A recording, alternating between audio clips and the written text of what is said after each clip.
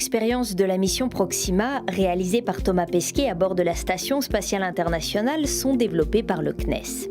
Parmi elles, l'expérience en sciences de la matière, Fluidix, étudie le comportement des fluides.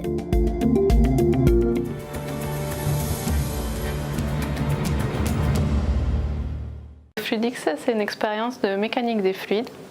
Il y a deux objectifs principaux. Un, c'est l'étude des ballottements des fluides à l'intérieur des satellites pendant qu'ils font des manœuvres.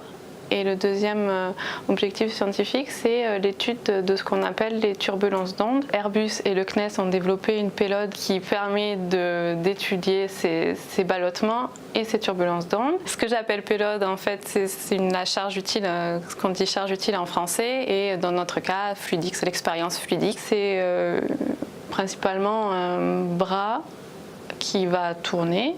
Et au milieu, on va avoir une sphère remplie d'un liquide qui va être filmé par deux caméras. Les sphères transparentes, en polycarbonate, c'est Thomas Pesquet qui va les installer.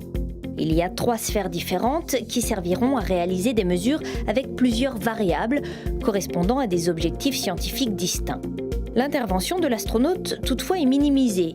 Il intervient uniquement pour ses opérations de montage de l'expérience et de changement de sphère. Une fois que Fluidix sera installé dans Columbus, il va devoir lancer la manipulation via un ordinateur et un software qui a été développé pour le projet. Les données en fait sont enregistrées sur un disque dur qui est monté sur Fluidix pendant l'exécution d'expérience. La totalité du disque dur sera redescendue au sol.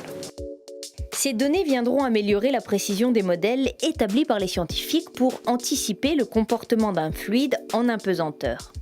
Dans l'industrie spatiale, on cherche par exemple à prévoir les déplacements des ergols, les carburants, dans les réservoirs des satellites.